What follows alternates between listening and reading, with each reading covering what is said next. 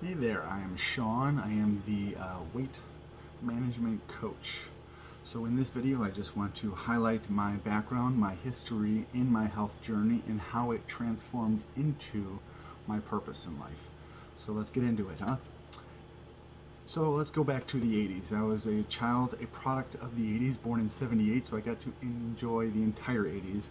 I mention that because in the 80s, parents specifically did not know a lot about nutrition. It was just basically feed your kids, make sure they're fed every time they're hungry, and that was the best you can do. And everybody was happy about that. Not understanding nutrition wasn't mainstream back then, especially with the FDA making false claims on what our necessities and portions and percentages of what we needed in our daily intake were completely skewed and were just to basically help back big dairy, big beef, big pork, and not really scientifically proven or accurate at all. So, in our childhood, we ate three major meals: breakfast, lunch, dinner, and of course, in my household, because I grew up with two overweight, obese parents. Which, side note, for every parent that is obese, which is a hard word to say for most, or even to admit, but for every parent that is obese, your child has a 40% chance of also becoming overweight to dealing with childhood obesity. That's a statistic that's been proven, and that actually doubles. So the statistic goes to 80% with both parents. So my sister and I were pretty much doomed from the get-go. So back to our meals. So of course, breakfast, lunch, dinner, and dessert. Dessert was always sugary ice cream or cakes. My mother baked very well, so that would end up going into sometimes breakfast. So, to be honest, I would wake up early as a kid, and there would be a chocolate cake waiting on the table in the kitchen. So, have a slice before anyone got to it. That's what I usually did, and that went on all the way until I moved out of my parents' house at 23. So that habit was tough to get over. So as a kid, I was also active in sports, which helped curb the onset weight gain from the poor diet and nutrition that I was, following in my childhood. In my teenage years, I became, well, I should say, when I hit puberty around 12, 13, I started to notice, obviously, my hunger increased from my natural testosterone levels, and yet I didn't know what to eat, so I just increased all the bad food, and I started to get pudgy. I was a big boned, husky preteen, 12, 13, 14, and in my early teens, I was chubby, and so I tried to get into sports to offset that, thinking that it was activity that would help burn off all those calories. And it kind of helped a little, but really I was always very uncomfortable with my weight from junior high and continuing on into high school. And in high school, as a teenager, I joined the football team, not because I was interested in football, but because my best friend joined the team. His mom coincidentally made him join the team because of his weight. We were both husky kids, and in high school he was forced into football, and I followed along. Didn't think it would hurt me at all, and it actually helped me get away from. Well, actually, it helped me with exercise. To be honest, we're all, football. You're running a lot. You're all over the place. You're training in the weight room, and that's where I ended up starting to fall in love with weight training. And my junior year, summer of my junior year, high school, I went out on my BMX bike because I did not have a car, and went out and bought a weight bench that had also the leg extension, leg curl attachment on the other end, and bought my own weights and started to weight train in my bedroom. And it made a huge change in my body, and that's when I really started to fall in love with bodybuilding and weight training, because I saw the effects almost immediately, especially when you're a junior in high school. With all those natural hormones in your body, you can really make a huge change in your health and in your fitness with just some simple workouts. I didn't know what I was doing yet, but I, of course, bought the Arnold Schwarzenegger bodybuilding encyclopedia, which taught me everything I needed to know at that beginning point, and was a huge, huge help, kind of navigating fitness in a pre-internet era. So again, in the 90s there was no internet, so we didn't know how to get the information about dieting, training. It was basically what you read in bodybuilding magazines and what you would buy in books. So there was a lot of mixed information out there. But in high school, I continued on with my poor eating and evolved into a classic binge eater.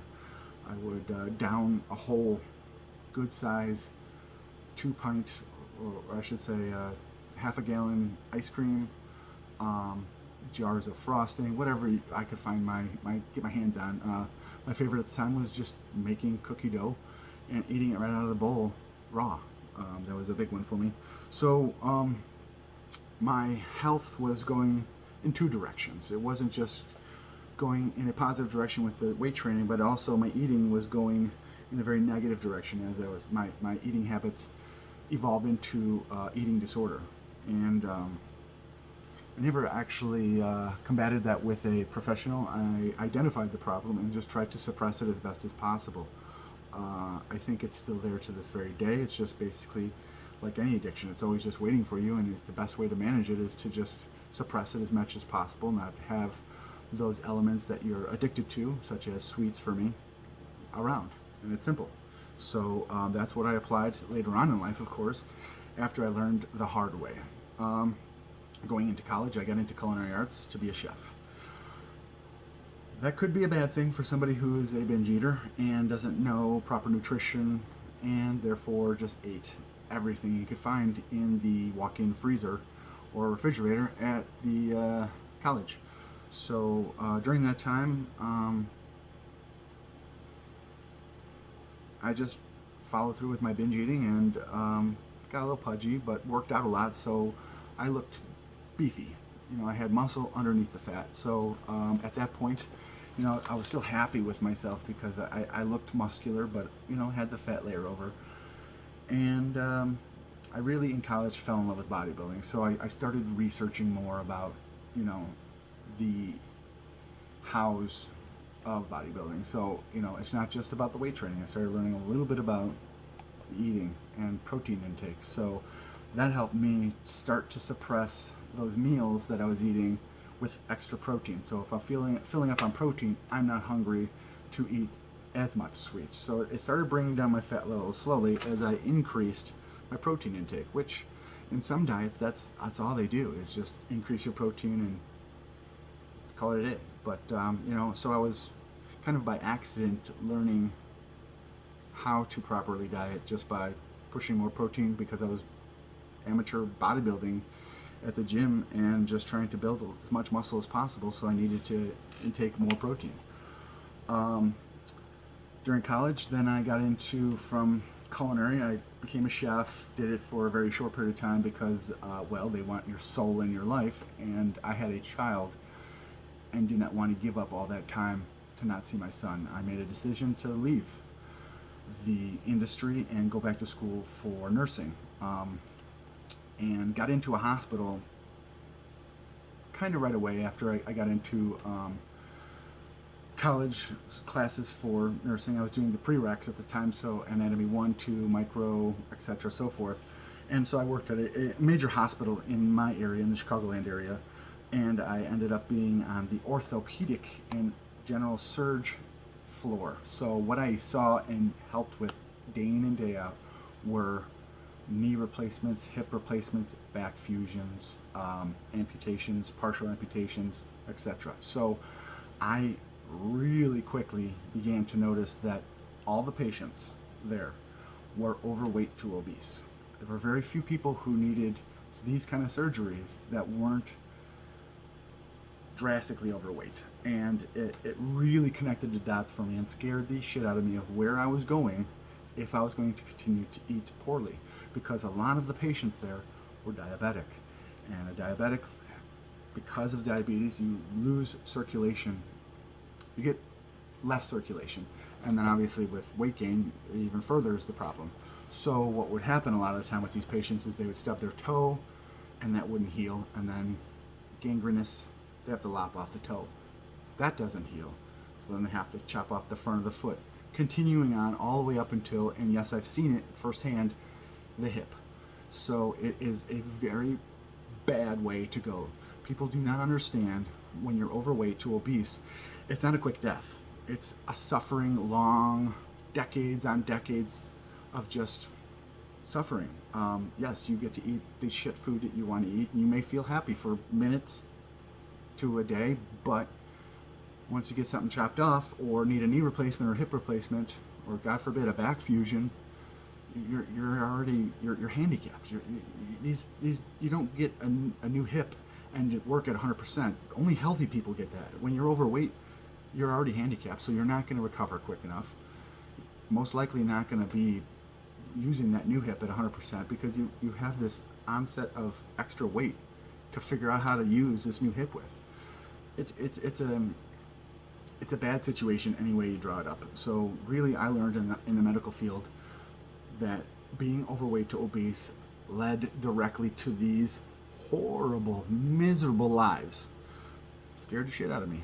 So later on, I did not get into the medical field, which was a blessing later on, I would find, and got into just by chance because my now wife pushed me to make some business cards for myself. I was always asked to train people. People would just come up to me and ask me if, oh, do you do personal training? I'd love you to personal train me. And just because of the way I looked, I was built, but I wasn't lean. And so people wanted, mainly men, wanted to learn how to build muscle, and they kept approaching me. And at the time I wasn't a personal trainer, so I thought about it. I talked with my now wife. At the time she was my girlfriend, and she pushed me into printing up some business cards, and that got me into working with clients.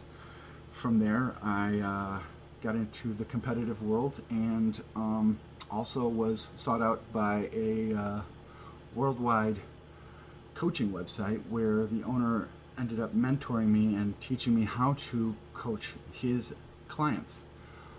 From there, that's where I got the basis and built the blueprint that I now use for my clients. So not only did I learn how to coach clients, but I also learned about proper nutrition, meal timing, meal portion size, the quantity of meals, and how that actually helps the metabolism, eating more in incremented times, 2 to 3 hours apart, rather than 3 major meals.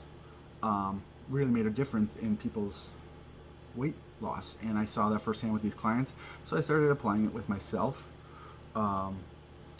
did some competitions, and what I would find was I was yo-yo dieting. I would drop down to a very dramatically low weight for a competition, of course, and then because I was at that low weight, I didn't understand at the time, but after research I would find out that hormones are released in your body when you are down to a much different weight than you were standing at usually. So I would go 50, 60 pounds. To the highest I lost was 70 pounds in 3 months. And what that does to your body is it causes hormones to be released to actually, I should say hormone. Ghrelin is a hormone that causes insatiable hunger, but it's released in your body when you're down to a dramatically different weight than your body is used to. So say for instance you're at 250, you drop to 200, your body releases this because it's used to 250 and it thinks it's starving and about to die. So it wants to bring the weight back up because it's used to that. That's its homeostasis. What you need to do is hold on, hold strong, stay positive at that 200 for 6 months to a year, as studies have shown. Your body normalizes, and then it gets used to the fact that it's now going to stay at 200. Ghrelin is no longer released. Leptin, which decreases hunger, your body at that low weight also becomes resistant to leptin until it normalizes. So again, the leptin that's released in the body is not working properly. It's not suppressing your appetite. Ghrelin is added in to make you even more hungry. And so this is just a recipe for disaster. So I would shoot up and weight 20 pounds in a week after a competition, and then just go right back to where I was before, despite the fact that I loved my new body, I loved my new feeling of my body. It was quite literally very frustrating. And I would do this over and over again for each show until I researched and learned why the body causes you to gain weight and what elements are at play there. And that's when I found out about leptin and ghrelin. I don't know if I'm spelling or pronouncing ghrelin right, but just a nasty hormone, a nasty word altogether. So I learned that you basically have to hold strong at that goal weight, which is what I've been doing for the past 2-3 months now, is working towards getting my body down to a much lighter weight and sustaining that for a full year.